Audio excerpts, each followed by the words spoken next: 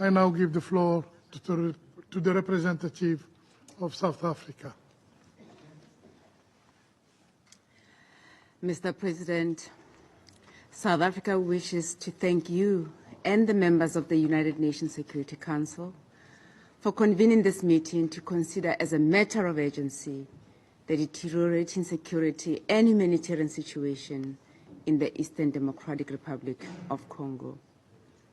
We thank USG Jean-Pierre Lacroix, SRSG Binto Kita, and ASG Joyce Msuya for their briefing. I also wish to acknowledge the presence of Minister Therese Kayikwamba Wagner in this chamber. It is with profound regret that this meeting is taking place at a time when a number of peacekeepers have lost their lives and many others injured in the line of duty. 9 of these fallen peacekeepers are South Africans who showed immense bravery amidst relentless attacks from the M23. These attacks from the M23 are in violation of the ceasefire that was brokered through the Luanda process. We deplore the unwarranted attacks against MONUSCO and the South African Development Community Mission in the DRC's uniformed personnel who are deployed not only to promote peace, security, and stability in the Eastern DRC, but by extension in the African continent in general. Our sincere condolences go out to the families of those peacekeepers who have lost their lives, and we wish a speedy recovery to those injured. The cost of being a UN peacekeeper should never be this high. This Security Council has passed many resolutions that provide clear guidance on such violations carried out against peacekeepers.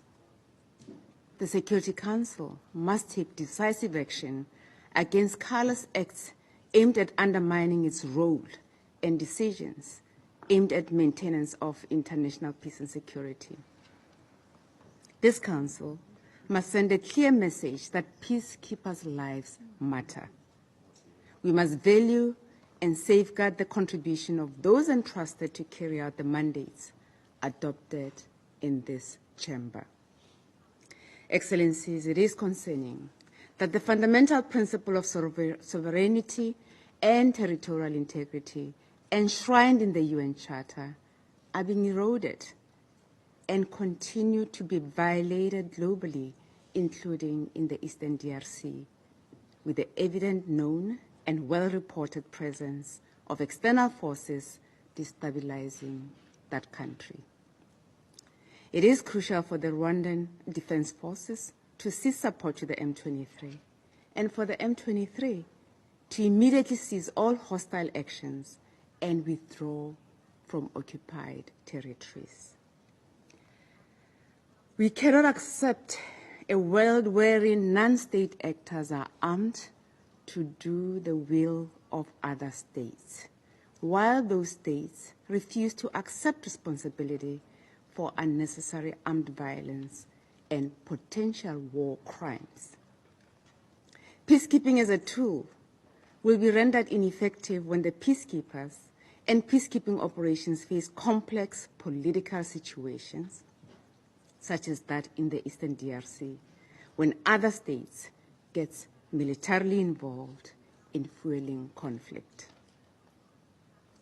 The international community can no longer afford to simply watch as conflict in the Eastern DRC continues to displace, maim, and kill innocent civilians. The current situation in the Eastern DRC requires decisive action from the international community led by this Council. The Security Council must use the tools at its disposal to act against those who perpetuate the conflict in the Eastern DRC, including calling for their withdrawal from the DRC. There must also be a resumption of both the Luanda and Nairobi processes to find a lasting political solution to the cyclical conflict in the Eastern DRC. South Africa commends His Excellency João Manuel Gonçalves Lourenço, President of the Republic of Angola, in his capacity as the African Union Champion for Peace and Reconciliation in Africa, for his tireless work on the Luanda process. We urgently call on the relevant parties to engage in this process with a view to agree a negotiated settlement that includes peace and stability in the entire Great Lakes region and in the African continent at large. And for its part, South Africa will continue to play a constructive role in promoting peace and stability in Eastern DRC and the entire continent, including through peacekeeping efforts. I thank you.